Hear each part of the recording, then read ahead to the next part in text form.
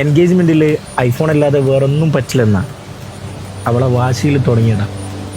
ഈ ഇൻസ്റ്റാഗ്രാമിൽ വലിയ വലിയ ആൾക്കാർ ആഡംബരമായിട്ട് കല്യാണം കഴിക്കുന്നതും അത് കഴിഞ്ഞ് ഹണിമൂണിന് ഒരുപാട് രാജ്യങ്ങളിൽ പോയി റീൽസും സ്റ്റോറിയൊക്കെ ഇടുന്നത് കണ്ട് അവൾക്കും അതുപോലെ ജീവിക്കാൻ വാശിയായി. ഈ ദിവസക്കൂലിക്ക് പണിയെടുക്കുന്ന ഞാനെങ്ങനെയാണ് ഇങ്ങനെയുള്ള ആഗ്രഹങ്ങളൊക്കെ സാധിച്ചു കൊടുക്കുക? ലോൺ എടുക്കാൻ തുടങ്ങി. ഇത് നമ്മുടെ അനീസ് ഫുഡി എന്ന് പറയുന്ന ഒരു വ്ളോഗർ ചെയ്ത മെൻ ഇൻ പെയിൻ എന്ന് പറയുന്ന ചെറിയൊരു റീലാണ്.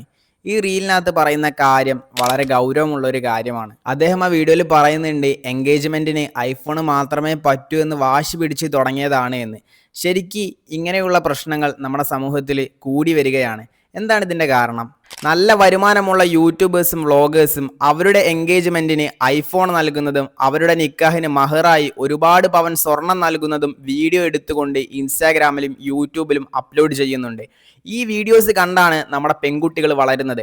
അവർ സ്ക്രോൾ ചെയ്യുന്ന സമയത്ത് അവർ കാണുന്നത് എൻഗേജ്മെൻറ്റിന് ഐഫോൺ കൊടുക്കുന്നതും ഒരുപാട് പവൻ സ്വർണം മഹറായിട്ട് നൽകുന്നതും ആഡംബരമുള്ള ഓഡിറ്റോറിയത്തിൽ നിന്ന് കല്യാണം നടത്തുന്നതും ക്രെയിനിൽ തൂക്കിയെടുത്ത് മുട്ടായി കൊടുക്കുന്നതൊക്കെയാണ്. ഇത് കാണുമ്പം സ്വാഭാവികമായിട്ട് അവർ ചിന്തിക്കുകയാണ്, എൻ്റെ കല്യാണത്തിനും ഇങ്ങനെ ആയിരിക്കും, എനിക്കും എൻഗേജ്മെൻറ്റിന് ഐഫോണാണ് കിട്ടുക, ഇത്രയും മഹറൊക്കെ കൊടുത്തുകൊണ്ട് എന്നെയും കല്യാണം കഴിക്കുകയായിരിക്കും, ഇതേപോലെ വലിയ ഓഡിറ്റോറിയത്തിൽ നിന്നായിരിക്കും എൻ്റെ കല്യാണം നടക്കുക, ഇതേപോലെ ക്രെയിനിലൊക്കെ തൂക്കിയെടുത്തിട്ടായിരിക്കും എനിക്ക് മുട്ടായി തരിക.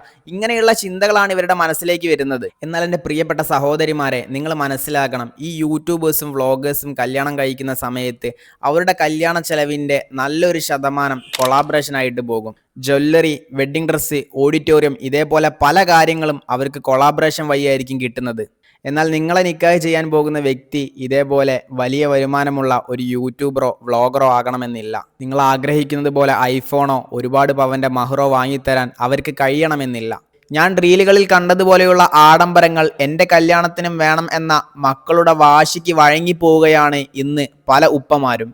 പല കുടുംബങ്ങളിലും ഒരു കല്യാണം കഴിയുമ്പോഴേക്കും ആ വീട്ടിലെ ഗൃഹനാഥൻ കടത്തിൽ മുങ്ങിപ്പോവുകയാണ്.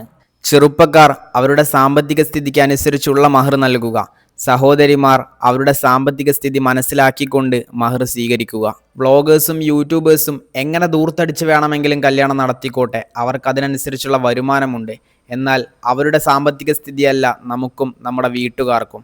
പണം നോക്കി കല്യാണം കഴിച്ചാൽ ആ സമ്പത്തൊക്കെ ഇല്ലാതെയാകുമ്പോൾ കുടുംബ ബന്ധത്തിൽ വിള്ളൽ വീഴാൻ സാധ്യതയുണ്ട്.